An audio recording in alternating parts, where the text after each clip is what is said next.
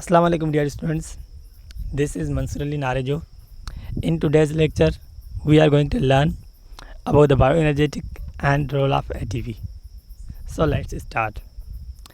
The study of this conversion of free energy into different forms by living organisms is called bioenergetics. ये जो study है जिसमें free energy convert होती है मुख्तलिफ़ फॉर्म्स में, मुख्तलिफ़ नमूनों में किसी ज़िंदा जानदार की मदद से, इसे हम बायोएनर्जेटिक्स कहते हैं. It is a part of biology, physics and chemistry. ये पार्ट है बायोलॉजी का, फिज़िक्स का और केमिस्ट्री का. Concern with the energy involve in making and breaking of chemical bonds, जिसमें एनर्जी शामिल होती है यानी किसी चीज़ को बनाने में या बॉन्ड्स को बनने और टूटने में. Chemical bond found in the molecules of organisms, वो मॉलिक्यूल जो किसी जानदार के अंदर मौजूद होते हैं. Bioenergetics can also be defined as study of energy relationships, energy transformation and transmission in living organisms. Bioenergetics को हम इस तरह भी डिफ़ाइन कर सकते हैं कि ये स्टडी है जो एनर्जी का ताल्लुक होता है जानदार के अंदर, या जो एनर्जी मुंतकिल होती है, या जो एनर्जी की ट्रांसमिशन होती है किसी जानदार के अंदर, जिंदा जानदारों के अंदर एनर्जी मुंतकिल होती है एक ऑर्गेनिज्म से दूसरे ऑर्गेनिज्म में. इसे हम बायोएनर्जेटिक्स कहते हैं. Chemical process of energy transmission, यानी कौन से केमिकल प्रोसेस हैं जिससे एनर्जी ट्रांसमिट होती है या एनर्जी की ट्रांसमिशन होती है. In living organism the energy is transferred through gain और loss of electrons during formation and breaking of chemical bonds. जिंदा जानदारों के अंदर एनर्जी मुंतकिल होती है जब इलेक्ट्रॉन गेन होती हैं या लॉस होते हैं, यानी जब इलेक्ट्रॉन हासिल होते हैं या निकल जाते हैं बाहर. During formation and breaking of chemical bonds, जब केमिकल बॉन्ड्स बनते हैं या टूटते हैं उस दौरान there are two chemical process where it occurs, यानी केमिकल प्रोसेस जो है दो किस्म के होते हैं. Known with the name of oxidation and reduction, जिसका नाम है oxidation and reduction. The oxidation reactions are those reactions in which loss of electron and proton occurs. Oxidation reactions वो होते हैं जिसमें इलेक्ट्रॉन या प्रोटॉन का लॉस होता है, प्रोटॉन ज़ाया हो जाते हैं. This electrons carry energy from molecules from where they release to the molecules where they added. ये इलेक्ट्रॉन्स जो होते हैं एनर्जी कैरी करते हैं मॉलिक्यूल से, जब ये निकलते हैं जहाँ से ये बाहर निकलते हैं मॉलिक्यूल से और जहाँ पर ये ऐड होते हैं. Iron react with oxygen to form a chemical called rust. Iron react करती है ऑक्सीजन से, जिसके बाद केमिकल बनता है जिसे हम रस्ट कहते हैं. In this reaction iron loses some electron which transfer to oxygen. इस रिएक्शन के दौरान आयरन के कुछ इलेक्ट्रॉन्स लॉस होते हैं जो जाके ऐड हो जाती हैं ऑक्सीजन से. In this reaction ferrous is oxidise and it transfers its energy to oxygen. इस रिएक्शन में जो फेरस होता है यानी आयरन होता है वो ऑक्सीडाइज होता है, इलेक्ट्रॉन लूज़ करता है जो जाके ऑक्सीजन से ऐड हो जाते हैं. On the other hand reaction occur called reduction, और जो दूसरे रिएक्शंस होते हैं जिसे हम रिडक्शन कहते हैं where gain of electron and proton occurs, जहाँ पर प्रोटॉन या इलेक्ट्रॉन्स गेन होते हैं.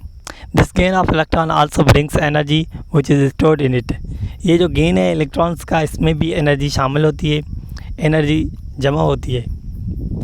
तो आप देख सकते हैं एक आपको फिगर दिखाई गई है, डायग्राम दिखाया गया है जिसमें ऑक्सीडेशन और रिडक्शन प्रोसेस आपको समझाया गया है.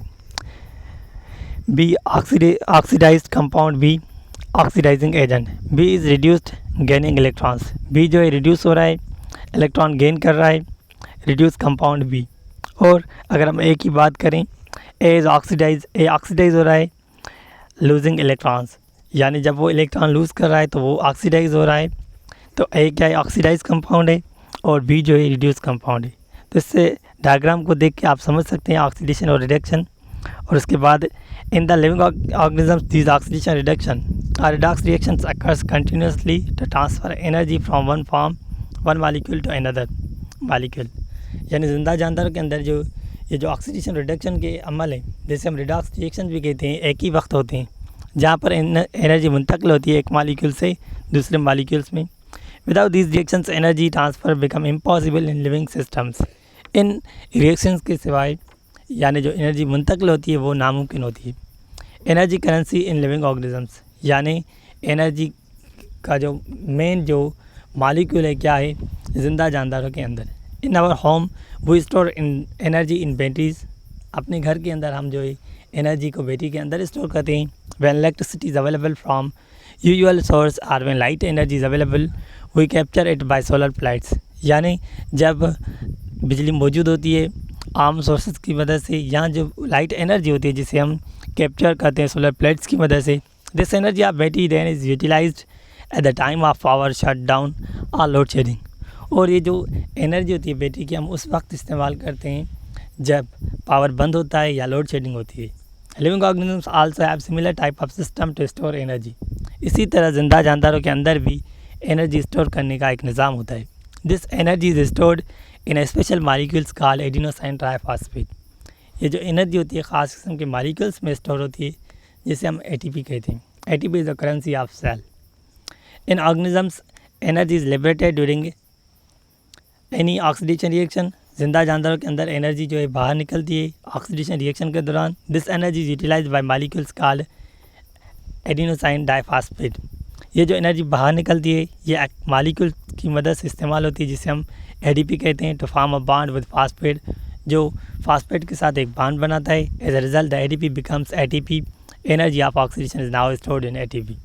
उसके बाद जो एडीपी होता है जब फास्फेट से बॉन्ड बनाता है तो वो कन्वर्ट हो जाता है एटीपी में और उनमें जो एनर्जी स्टोर हो जाती है। तो आप देख सकते हैं एटीपी जो कन्वर्ट हो रही है एडीपी में प्लस फास्फेट प्लस एनर्जी में, यानी जब एटीपी ब्रेक डाउन होती है तो हमें एडीपी का मॉलिक्यूल मिलता है प्लस फास्फेट और प्लस में एनर्जी मिलती है। यहाँ पर जो एनर्जी है वो जब बॉन्ड ब्रेक होता है फास्फेट बॉन्ड ब्रेक होता है तब ये एनर्जी रिलीज़ होती है। The amount of energy stored is 7.3 kilo calorie पर मोल, यहाँ पर जो एनर्जी स्टोर होती है उसका अमाउंट 7.3 किलो कैलोरी होता है पर मोल।